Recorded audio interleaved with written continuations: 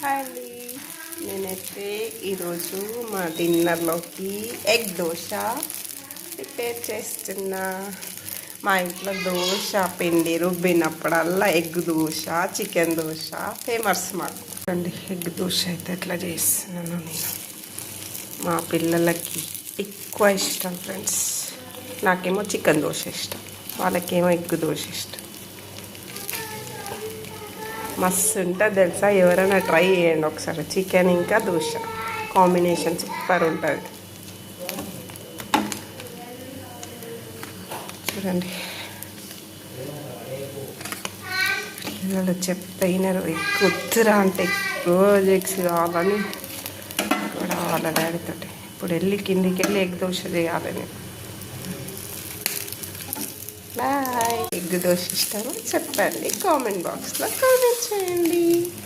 Bye.